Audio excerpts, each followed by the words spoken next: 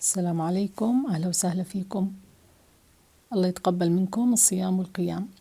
وصفتنا اليوم وصفة صحية نباتية لذيذة جدا، اللي هي كبة اليقطين أو القرع أو البمكن، وكمان حشوتها جدا لذيذة وصحية. يعني اللي ما بحب القرع أكيد رح يحبها بعد هاي الوصفة. بلا ما أتأخر عليكم خلينا نبدأ فيها على طول. أول شي لازم أطبخ اليقطين. في عندكم أكثر من خيار. الأول إنه تطبخوه بالمي، وهاي الطريقة أنا ما بفضلها لأنه راح يشرب مية كتير. ممكن تشووه إما بالفرن أو بالميكروويف، أو ممكن تعملوا زي ما أنا عملت تطبخوه على البخار. بتجيبوا طنجرة بتحطوا فيها نصها مي، وبتحطوا اليقطين في مصفاة على الطنجرة، وبتغطوها تتركوها تقريبا ساعة لحد لما يستوي تماما.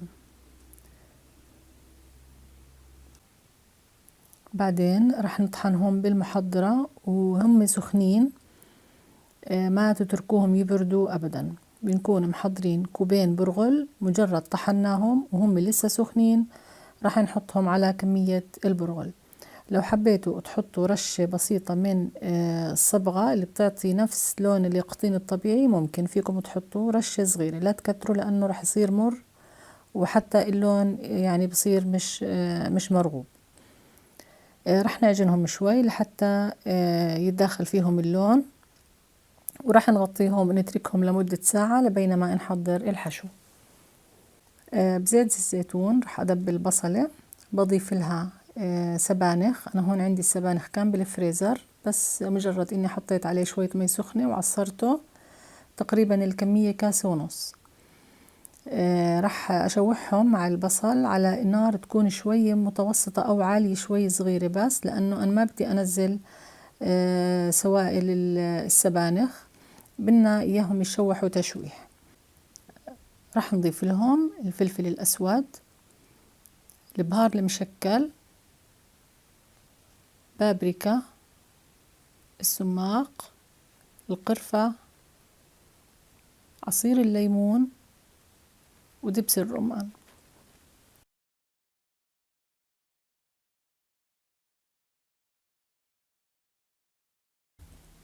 رح أضيف كمان نص كوب من الحمص المطبوخ.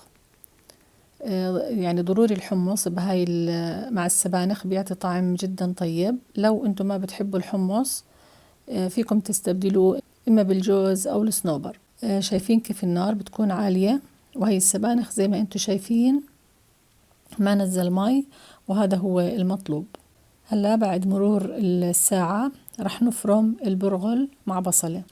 أنا هون حاولت أفرمه بمحضرة الطعام، ضفت البصلة وضفت كمون وملعقة نشا وملعقتين من الزيت النباتي. حاولت إني أطحنهم، بس للأسف البصلة ظلت يعني مبينة ما انفرمت تماما، فقررت إني أفرمهم على مفرمة اللحمة.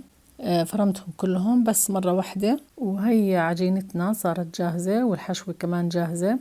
راح أحتاج كمان طحين وزيت، بدي نص كوب من الطحين وشوية زيت، وأعجنها شوي معها لحتى تتماسك. بس أول شي بدي أوريكم كيف بنعرف إنه العجينة ناجحة ومتماسكة وما رح تفرط معانا. رح ناخد قطعة من العجينة ونكورها، إذا تفسخت زي هيك بكون لسه بدها عجن أو ناشفة، فرح نعجنها ونبخ عليها شوية مي، وإن شاء الله رح تزبط معنا. هلأ أنا ضفت الطحين وعجنتها شوي وعملت تيست، شايفين كيف ما فيها أي شقوق ولا أي تفسخات، هيك بتكون صارت عنا تمام. طريقة حشيها بالضبط زي أي كبة عادية بس على أسهل. يعني هون ما في داعي إن نعملها شكل الكبة المعروف، رح نعملها على شكل كرة. يعني بتشكلوها زي ما بتشكلوا أو بتحشوها زي ما بتحشوا المعمول بالضبط. رح تفردوها على إيدكم زي الصحن، تحطوا فيها كمية الحشو وتسكروها تماما، ولو فيها أي يعني شقوق بسيطة بشوية زيت ممكن تملسوها.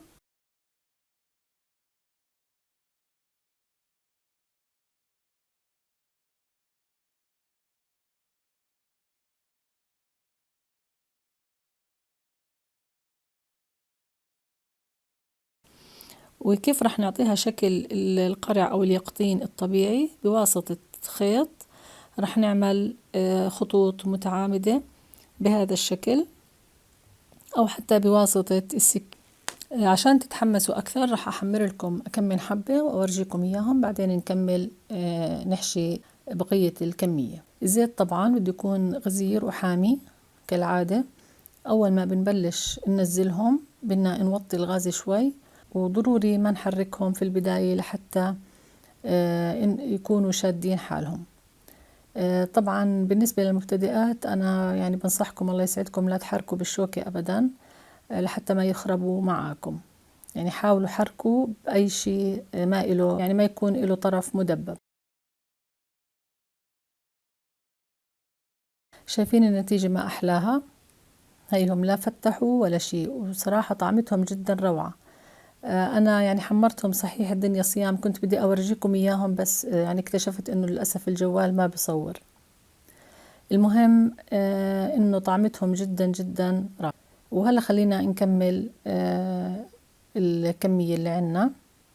وطبعا بعد ما نخلصهم أكيد لو بتحبوا تفرزوهم بتحطوهم على صينية كالعادة وبتفرزوهم، بس يجمدوا رح تضبوهم بتبرويرات أو بعلب محكمة الإغلاق. وعند القلي طبعا رح تحمروهم وهم جامدين، ما لازم تفكوا عنهم الثلج لأنهم أكيد رح يفرطوا. وبس كانت هاي وصفتنا لليوم. انتظروني بوصفات تانية للقرع، لا تروحوا بعيد. في أمان الله.